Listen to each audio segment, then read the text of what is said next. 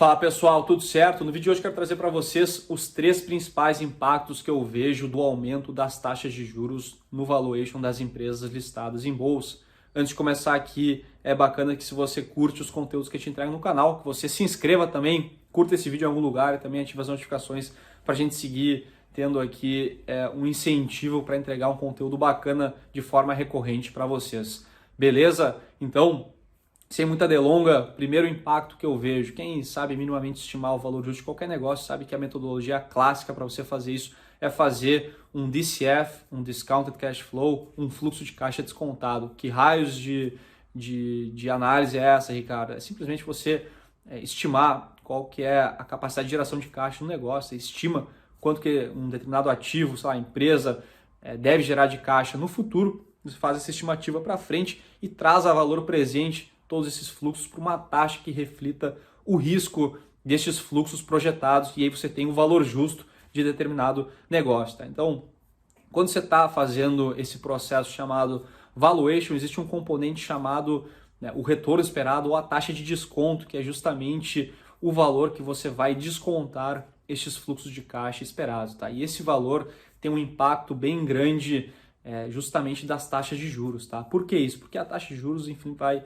impactar em termos de custo de oportunidade de onde você pode investir. Tá? Então, quando você está investindo em ações, por exemplo, você tem uma expectativa de ganhar no mínimo o que a renda fixa paga ou no mínimo o seu custo de oportunidade, enfim, em termos de investimento, que seria você investir, sei lá, num DI da vida ou uma taxa pré-longa. Tá? Então, quando você tem um aumento nas taxas de juros, basicamente você tem um aumento nas taxas de desconto também quando você está fazendo um valuation. Tá? Então, aí vira matemática básica. Tá? Você tem um fluxo esperado aqui na parte de cima da sua projeção, dividido por um número aqui embaixo, que é a taxa de desconto.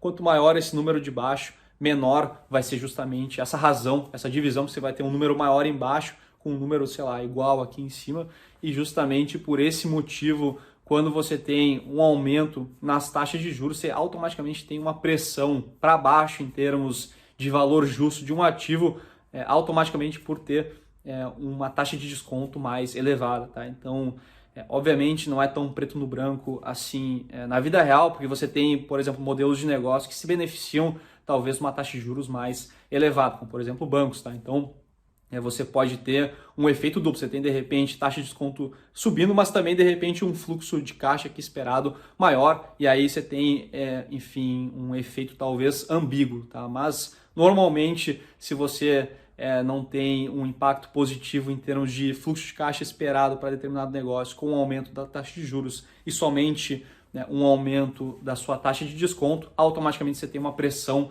negativa em termos de valuation. Esse é o primeiro impacto que eu vejo. Segundo impacto que eu vejo, justamente quando você vai estudar finanças, você deve aprender lá nas primeiras aulas que o agente ele tem duas opções, ele pode ou alocar os seus recursos no risco ou em alternativas mais seguras, como por exemplo renda fixa. Tá? Então, normalmente quando você tem um ambiente no qual a taxa de juros está subindo, começa a ficar mais atrativo você colocar os seus recursos em renda fixa, porque você começa a comparar, para fazer sentido eu investir aqui, sei lá, nessas ações, eu preciso ganhar no mínimo o que renda fixa está pagando. Então você pega, sei lá, uma renda fixa pagando, sei lá, 15% ao ano, 20% ao ano, você tem que olhar para o negócio, cara, qual que vai ser o negócio que eu vou investir aqui em ações, por exemplo, que vai me dar esse retorno. Vai ficando cada vez mais difícil. Daí você pega, de repente, um investidor mais conservador, você pega, de repente, um pouco histórico aqui, principalmente no Brasil, tá?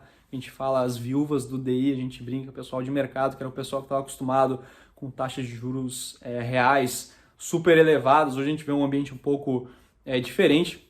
O pessoal quer deixar a grana lá na renda fixa, não quer tomar risco, tá? Então, quando você vê um movimento, como a gente está vendo, enfim, de aumento de taxa de juros, você pega um investidor, ele vai olhar para as alternativas, cara, eu prefiro deixar aqui a atratividade, deixar o dinheiro parado lá, de repente uma alternativa de renda fixa do que colocar no risco, pode ser mais atrativa. Então esse é o segundo impacto, você tem uma migração de fluxo, muitas vezes, para alternativas de renda fixa saindo de renda variável. Esse é o segundo impacto que eu vejo do aumento das taxas de juros aí no valuation das empresas, e automaticamente você pega aí mais um impacto em termos de preço de mercado, tá? Você justamente tem o pessoal, cara, querendo sair de renda variável, vendendo a qualquer preço e colocando o recurso ali em renda fixa.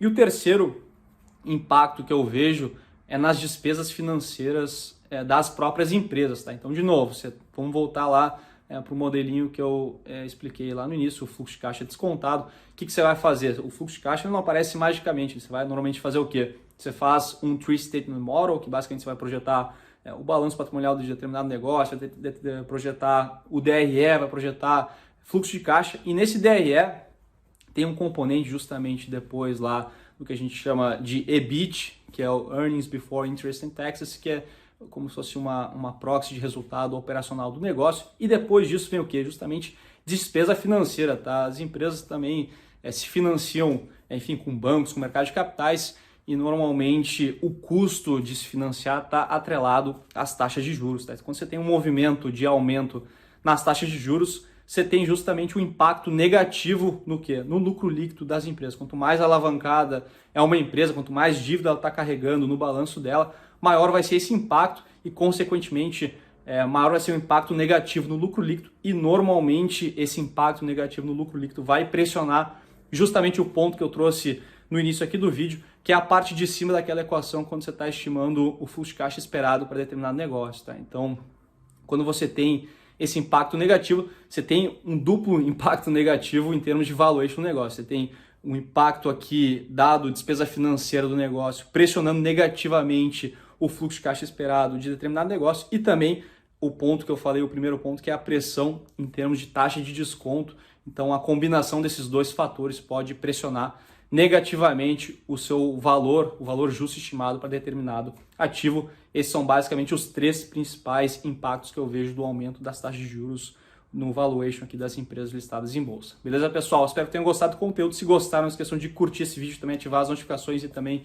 seguir o nosso canal para a gente ter um incentivo bacana de entregar um conteúdo aqui profissional para vocês. Beleza? Tamo junto, grande abraço, até a próxima.